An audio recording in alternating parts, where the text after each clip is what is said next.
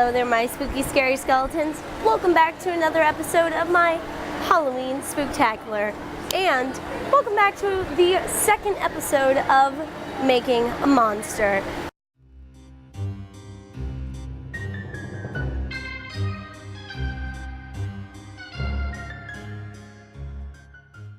Welcome back to the second episode of Making a Monster at Not Scary Farm.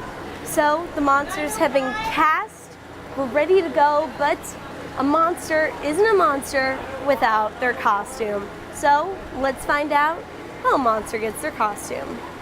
Hi there, guys. I am here with Mr. Tim, the lead costume designer at Knott's Berry Farm and at Knott's Scary Farm. Absolutely. So, tell us a little bit about, obviously, it's pretty crazy because Scary Farm requires a lot of costumes for all the different mazes and scare zones.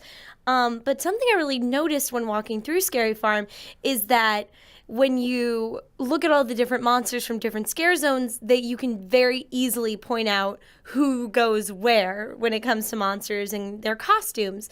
How do you come up with the color palettes for mazes and scare zones?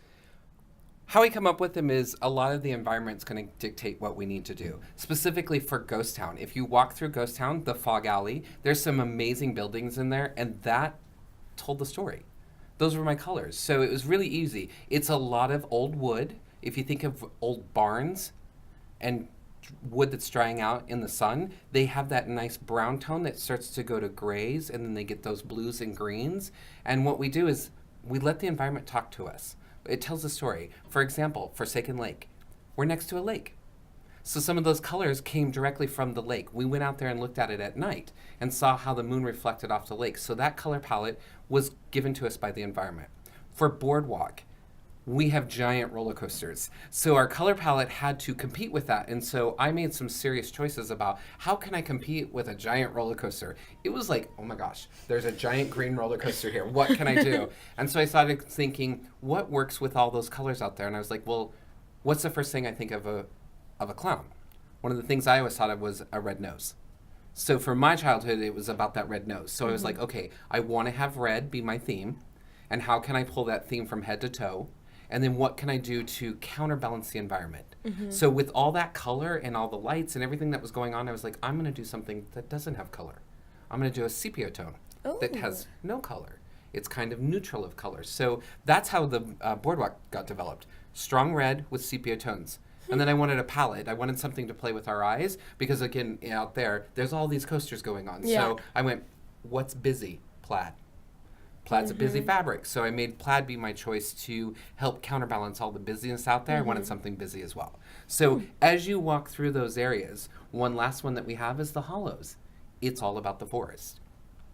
If you think about fall, all those colors talk to us. It's really easy. That palette came to me. That was one of the easiest ones I had to do because it's fall. It's oranges, it's golds, it's browns. It's all those tones in there that is already happening right through Camp Spooky. So it was really easy for me to find those palettes and give us visual appetite.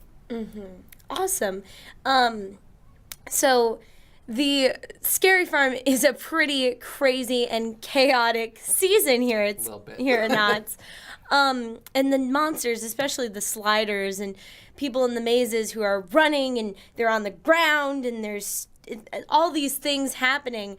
I assume that there is a lot of like tears and rips that can happen throughout the season, but you don't obviously want to spend the next 5 hours after closing sewing up all the costumes. Correct. So how do you make the costumes so durable? One of the things that we do is we look at what the actual character is doing in the maze. So if we know that they're going to be crawling, then I'm going to make choices about what they're doing on their pants. I'm going to probably do some patches. I'm going to do layers on there. If I know that they're not going to be on their knees and they're going to be standing up and they could be leaning against the back of the wall, I'm going to make sure that the back of their costume has 2 layers. So as they're pushing it on the back and doing their scare, it's going to not dig holes into the costume. So I look about what they're doing in place, and then I figure out how I can do that. I also make smart choices on my fabrics. There's a lot of beautiful fabrics out there that is not meant for haunt. Yeah. So I have to go to different things. I cannot just go down to the fabric store and buy something off the rack. It's not going to work. So I look at things specifically. One of my favorites is Drapery Fabric. which is most people don't use drapery fabric for clothes, but they have large scale patterns and it's really strong and durable. My second other favorite thing is couch fabric. There's a lot of wonderful fabrics out there now that couches are coming in. They're already meant for durability. They're soft and you want to touch them, and there's some texture so your eyes have something visual. So those are my two favorite things that we use here at Scary Farm. Oh, that is so cool. And then finally, you mentioned Forsaken Lake. That I saw a little bit of the costumes. I know at Midsummer Scream we got to see some previews and some concepts for the costumes. But now Scary Farm is here, and I'm so excited to see these costumes. They look beautiful, but with a new scare zone, that must have been tons of work to completely start fresh with a new batch of creations. Completely. That when Martine came from us from entertainment and said, "Hey, we want to do a new zone," I panicked. I mean, my heart stopped. And I was like, "Oh my God, the work!" And then I went, "Oh my God, the work! This is going to be so exciting." I got really excited. I'm so fortunate. I have such an amazing team. I'm blessed because they helped bring this to life in a way that I wouldn't have been able to do on my own. So I was so blessed to take them and try to create a new zone and a legacy here for Not Scary Farm. One of the biggest things we had to do is create an environment that doesn't have a lot out there. It's on Mission Row. So we wanted to make sure that the costumes told the story immediately. When you saw that character, you were like, I know who you are and where you're at. So for us, we had to do a lot of research on what we wanted to create. And then once we took that research, then we started developing it. Then we took the fabrics choices and then the color palette. And as we kept developing it, just started to get richer and richer in story and vision. And I can't wait for everyone to see it. It's kind of our little baby in the shop because it's super costumey.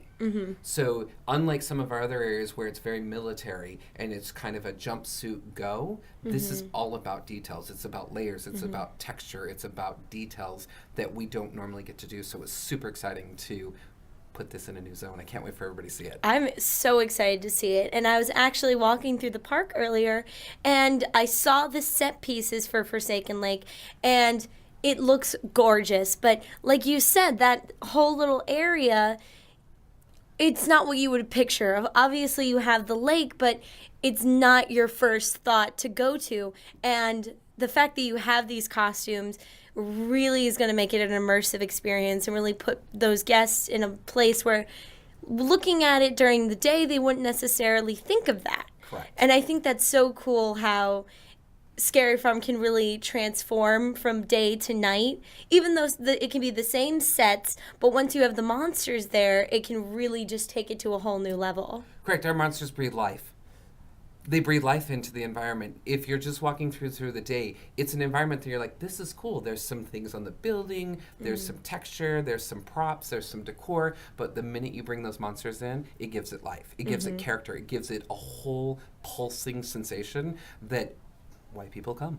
They love it. They want to feel that energy, and I can't wait for all that energy that's being built up that we're all super excited for it to be unleashed onto our guests. All right. Hope to see you there. Thank you.